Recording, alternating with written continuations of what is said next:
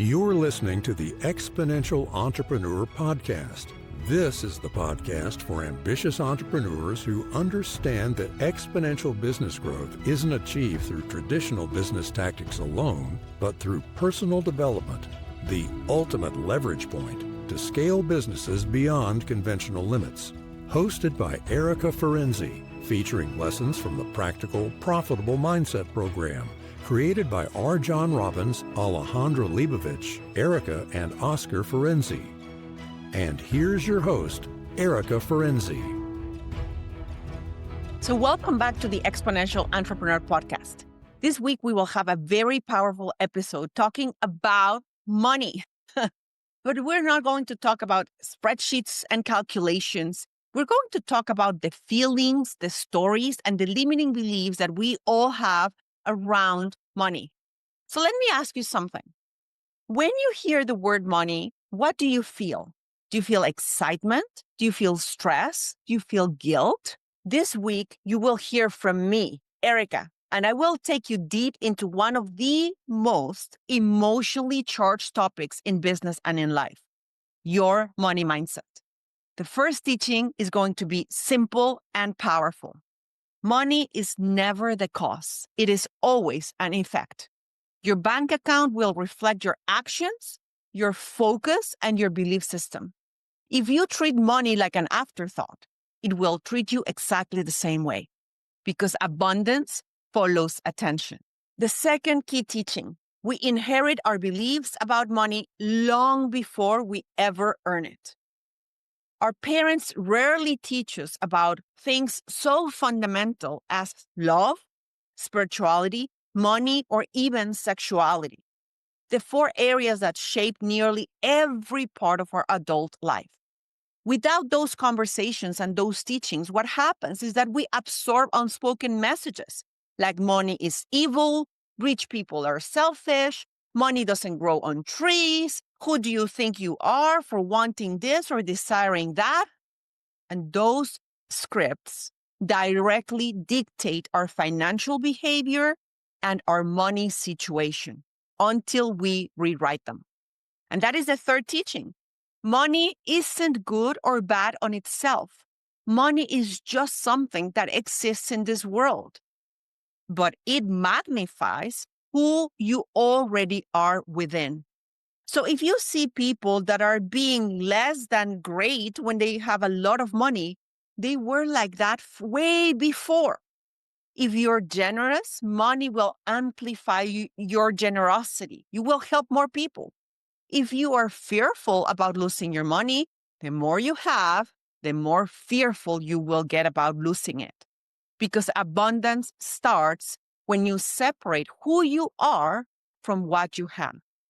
This week, again, is not about spreadsheets. It's about self-worth and limiting beliefs. And I will remind you that financial independence and living a life of abundance is about your own sense of self-worth, of being an independent person in society. It's really about emotional independence. It is the freedom to choose, to create, to give, and to live life on your own terms. So before we talk strategy, we will talk story, your money story. Because when you change that story, you will change your life and you will change your financial situation. So ready? Let's watch. Today, we're going to talk about your relationship with money. In other words, your money mindset. We're not necessarily going to be talking about numbers and spreadsheets and percentages and ratios. We are going to be talking about your emotions, your belief systems, the ideas, the worldviews that you might have around money that are shaping your financial reality. And what I know is that if you take one or two of these ideas and start implementing them, they can absolutely and truly transform your financial present and your financial future. So let's go, okay? The first thing that I want to talk to you about is money is never the cause of anything. Money is always the effect of what you are doing. The result of your focus, the effect of your belief system, the effect of your daily actions. Money is always an effect of what you do. There is a saying that says, where attention goes, energy flows.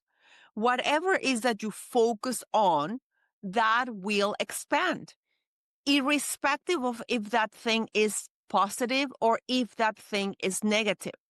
So if you are saying that you want more money in your life and you give no attention to your financial affairs, you're not looking at your bank accounts, you are not carrying any money or any cash in your pocket, you feel like you have not enough cash to pay your bills, you are dreading have to open your bank account and things like that, or if you plainly ignore your financial affairs, or you treat them as if they are shameful or bad in any way, you're not giving your energy, your attention, your life into this energy, this thing that it's money. And you can't, I hope you understand that you cannot really expect it to grow positively if you are ignoring it. You can't expect it to grow in a positive way just because you are just going ahead and ignoring what is going on in it. It might grow, but it might grow, tilted or dysfunctional, or simply might not grow. On the other hand, when you put your attention to that which you want to expand in your life, you put your energy, your attention, your focus, your gratitude, your respect to it. In other words, you are giving off your life to that thing that you're wanting to grow, everything begins to change. Tell me what your priorities are. And then really pay attention to what you do on a daily basis or on a weekly basis. And where is that your actions are actually manifesting themselves? Meaning, if you say that one of your top priorities is your family and your children, and you're spending no time with your family or your children, except maybe on the weekends, then the question is your family and your children really a priority, or you just feel better when you say that they are a priority? And I am not saying that you shouldn't work or you should spend all of the time of the world with them and disregard everything else. Please do not twist my words. That is definitely not what I'm saying. But you can't expect, there's this like kind of this analogy that the man gets married to the love of his life. And then on the honeymoon, he says, you know what, my love, I love you so very much that I will not get in your way. I will not talk to you. I will not bother you. I will disappear and come back in a few months just to give you your space because I love you so much. Well, that's not how it is, right? That's not really going to be very helpful. So this is important to remember, that to which you give your attention to, that thing will absolutely grow because you are giving your life and your energy, your attention, your time, your focus to that thing, whether it's your health, your family, your business, your financial future. In this case, we are talking about your relationship with money. And that is the thing in life, right? How do you find not necessarily the balance, because I'm not a huge believer in balance, but how do you grapple with all of these priorities, and how do you prioritize them and make the decision that you are going to actually give of your life, of your attention to all of these different places or things that are important in your life? And in that process, you should not forget that money is definitely one of those things. And when you improve your relationship with money, everything in your life changes. And yes, we are going to be talking in a little bit about the fact that money is definitely not the most important thing in your life, but it touches everything that is. It touches your health, your quality of living, the vacations you take, the doctors you visit, the house you live in, the car you drive, the experiences you give of yourself. We're going to talk about that, more about that in a little bit. Then, next concept. You can expect to be a little bit triggered with this lesson. This conversation may trigger you in all sorts of ways. And it is okay. It's part of the growing process. I just want you to be aware that when those emotions come up, whether they are shame or guilt or frustration or anger or sadness or pride, remember, when you feel those emotions emerge, they are not about me or what I'm saying. It's about what I am doing or saying is creating inside of you. So use those emotions like a mirror, right? Put a mirror in front of yourself and say, if this thing was not about what Erika said or the words that are coming out of her mouth, if these things are about me and my belief systems and how do I feel about money, what would these emotions would be trying to tell me? So take responsibility for your emotions and use them as a mirror for deeper understanding about what you might be feeling in this moment. Today, for this lesson, is called What Our Parents Never Taught Us.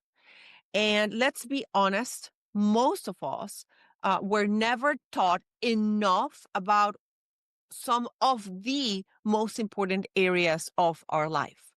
And some of those most important areas of our lives are how to deal with money and the relationship with money, a healed or positive, enhanced relationship with religion or spirituality. I'm going to talk more about that in a second. We're not taught too much about sex or sexuality, and definitely not about love. So I'm going to briefly touch on those four things. And number one, love.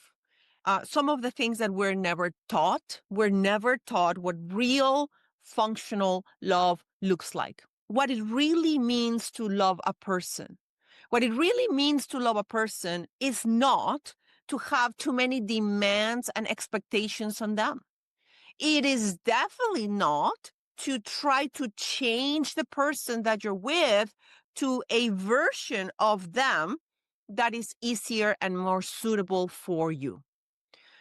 What it means is that you will find ways to fill your own cup, sort of speak, and you are going to have more in you and your life to bring more into the relationship. Just go figure with this one. How to truly love someone. Number one, set them free if they ever do not want to be in relationship with you anymore. And not only set them free, but help them move on, not tie them to your hip or try to tie them to your hip, but set them free and help them move on. What a concept would that be? Or things like when you're in relationship, like in a deep, long-term, committed relationship with a human being, you become each other's or the guardian of each other's individuality. And the word that I'm looking for is solitude, the guardian for each other's individuality or solitude. You do not have to go everywhere together all the time. They do not have to tell you everything they are thinking about. No, each person is a separate individual, and each one of them have their own ideas, thoughts, um, individual spaces, and intimate spaces that are only for them. And it is your responsibility to respect that. But most people never think about those things. And most people, they just go through life choosing partners without never discussing values, purpose, the vision for their lives, the money situation, and so on and so forth. And that is one of the reasons why we have so many partnerships that don't work and so many things and so many people that are just quote unquote setting for not good enough. Sex and sexuality. Our parents don't talk to us about that. Parents rarely teach their children about sex and sexuality. They certainly do not teach them about how that is such a part of a healthy, normal, supportive, regular life it is. Our sexual lives are part of who we are, and they never normalize sexuality or help most of their children with it. They do not remove shame from it. They, quite the contrary, they want to shame you for it so you can be a good person. And society layers guilt and repression on sex and sexuality instead of empowerment, health, understanding, respect, commitment, and recognizing that area as a very important part of our humanity or our humanness. And then what happens is that you will see a whole bunch of dysfunction happen in a lot of people. Just look at those religions or those places where sexuality tries to be denied or repressed, and you will find a lot of dysfunctions with those people. What people forget to remind everyone is that sexuality is tied to the basic functions of life force and creativity. And anyway, there's a lot I can say about sexuality, but I don't want to go too long. Religion. I am not going to discuss religion in depth because it's a very charged subject for many people. But what I do want to say is that many of us, most of us, are just handed down guilt-based belief systems that are full of fear and the fear of retaliation with the idea that they can, meaning the religious institutions can control the masses. We inherit these destructive, guilt-based, fear-based belief systems rather than true spirituality and teaching us the connection with a higher power. True spirituality, compassion, unity, unconditional love, all of those get lost in the noise. And instead of that, what we get is we are taught separation. If you're from this religion, you're the good one. If you're from that religion, you're the bad one. And they are just separating people. And what do people say? If you want to control people, all you have to do is to begin with making sure that they are not united. So be very careful with that. Anyway, and then there's money, right? Then there is money. What happens is that parents pass down their own fears of scarcity and shame without even realizing that they are doing that.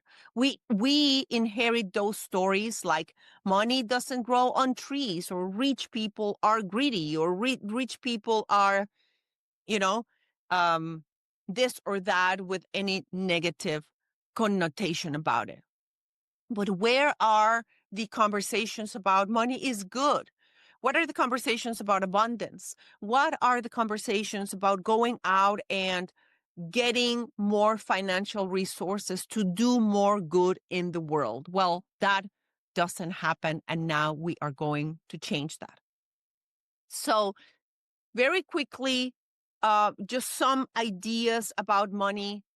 Money, like I said, touches everything that matters. It's not the most important thing in life, but it touches everything that is. Your health, your children's education, your safety, your home, your vacations, your relaxation, the food you eat, the doctors you go to, your peace of mind. We can't and should not deny the fact that in this world, money is required to live a better, more enhanced life, and it is required for you to thrive into the best version of yourself. Now, this is one of the truths that I want to share with you. Like I said, money is never the cause, it's always the effect. Indeed, there are people who have a lot of financial resources that are an absolute they are horrible characters, and they are doing very despicable things. But you know what? Some of those are also priests and people leading congregations and so on and so forth. Money is not the problem. Money will only amplify the character that you already have. If you are kind and loving and generous, money will amplify that because with more resources, you're going to be wanting to do more good. If you are fearful or resentful or angry or etc., money will amplify that too. So money is always an effect of who you are and will amplify your character. That is it. If you see a person with a lot of money that is being an a-hole, that's who they were before the money. Now it's just more evident. So the other thing is energy and vibration. Money is simple energy. It vibrates at a certain frequency. Low emotions are also a vibration. They also vibrate at a different frequency, like shame, guilt, resentment.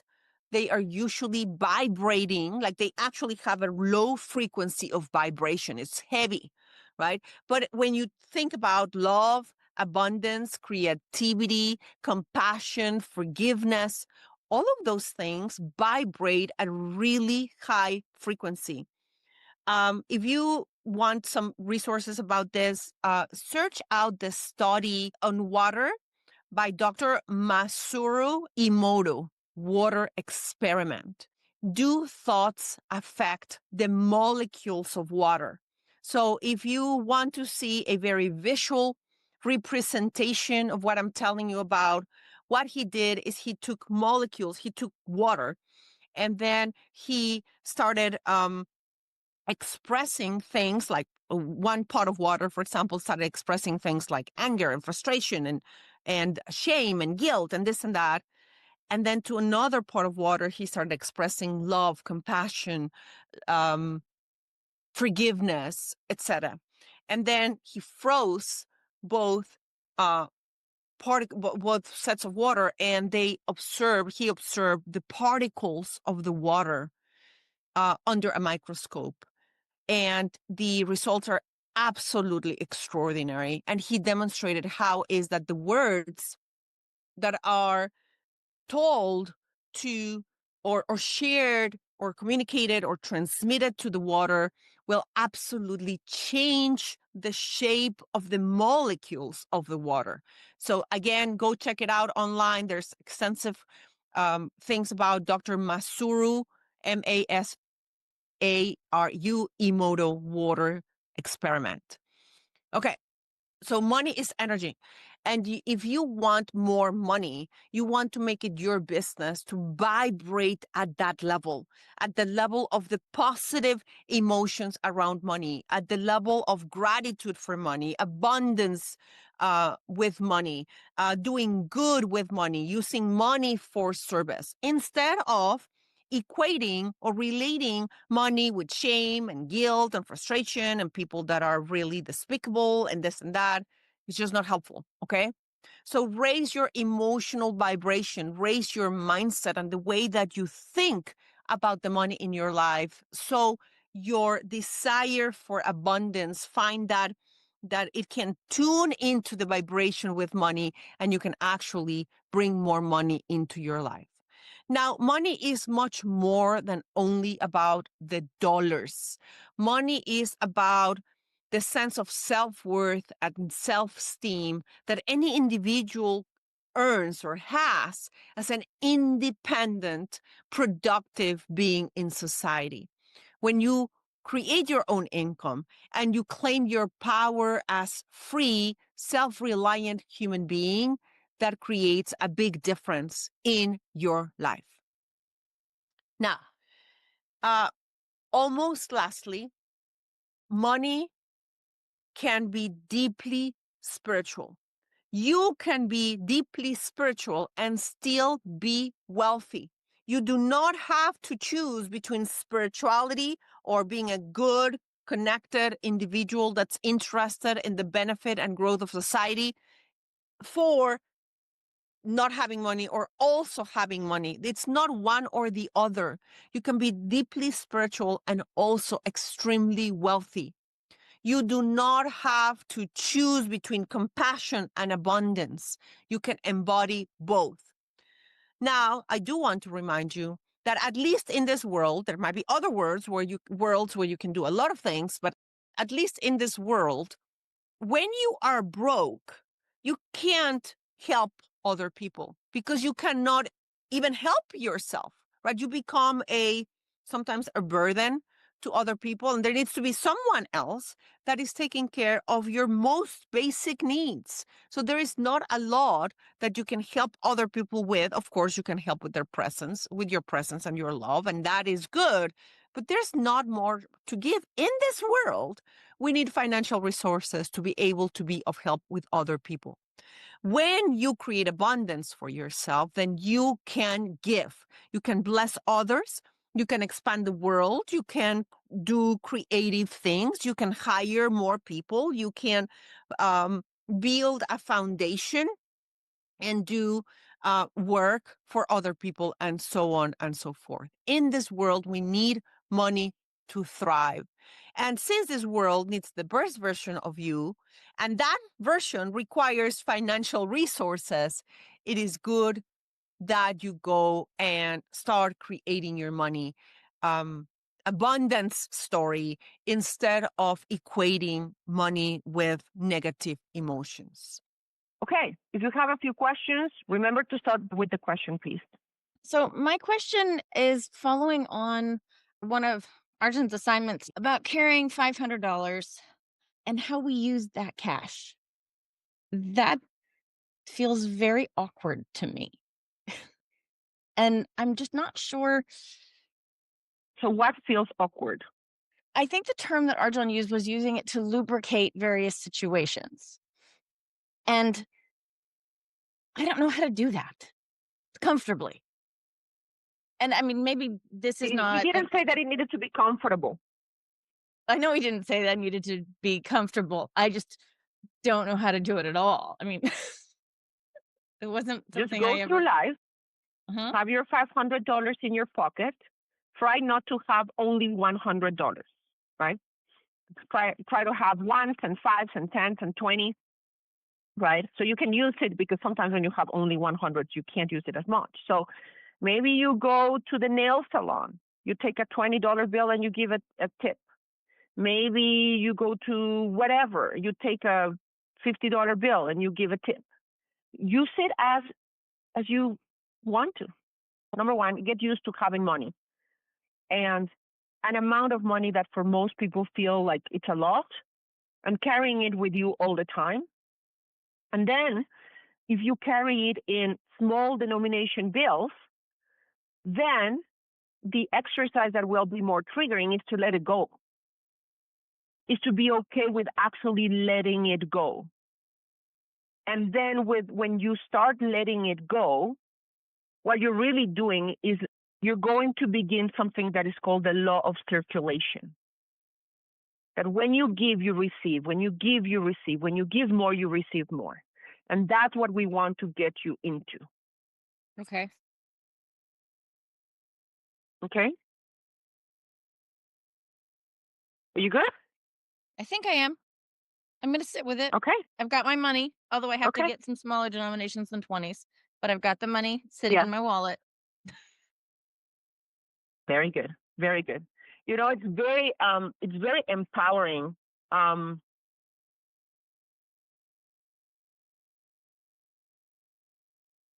When you let it go and you see it multiply. It is so fucking cool. You know, at the beginning, you're going to let it go. And it's like, oh, right? But then it just multiplies. And then you know, and it takes a month, sometimes years, but I hope only months. And you just know that it will multiply. So this anxiety about letting it go, it starts going away. Because now you tap into this infinite source of abundance of money, because you're creating the money. It's not anxiety about letting it go. I don't have a problem spending money, but it's more the hand the hostess $20 or $100. That's sort of where I'm stuck. That feels, I don't know what that feels to me, but that feels odd. So do it a couple of times and write down how it feels.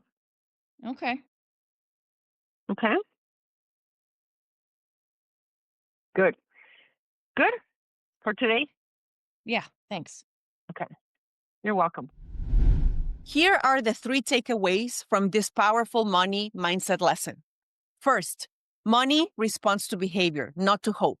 It is the effect of focus and belief, never the cause of your happiness or stress. Second, you learned your money rules before you could even count. We all absorb family, cultural, and generational beliefs about money, and then we live by them unconsciously. The work now is to identify those beliefs and choose the ones that actually deserve to stay. Number 3, money will always expand your character. It doesn't corrupt. It reveals the character of the person who has the money. That means that you can build wealth with integrity, compassion, and purpose. Because then the more you have, the more that you can give. Here's this week's challenge. Take a sheet of paper and on the left, write every disempowering money belief that you can remember. Things like money doesn't grow on trees. People like me don't get rich. People with money are greedy. People with money hurt others to get rich. And on the right, reframe each one into an actual truth that is supportive of your goals. Things like, I create money by creating value. Abundance is my natural state. That is how you rewrite the story that is currently running your financial life. Remember, money is not the goal. It is the mirror. Change the reflection and your results will absolutely follow. And that is exactly what we do at the Exponential Entrepreneur Podcast. And now it's your turn to take action. Here is to your exponential growth. Stay healthy, stay hungry, and stay focused, and we will see you next time. Thank you for listening to the Exponential Entrepreneur Podcast. We encourage you to take action on it today. Share what you've learned with another entrepreneur. Sign up for our newsletter to get bonus content you won't get anywhere else at exponentialentrepreneur.com and subscribe to the Exponential Entrepreneur Podcast to receive the next episode. Until next time, keep breaking through limiting beliefs and growing exponentially.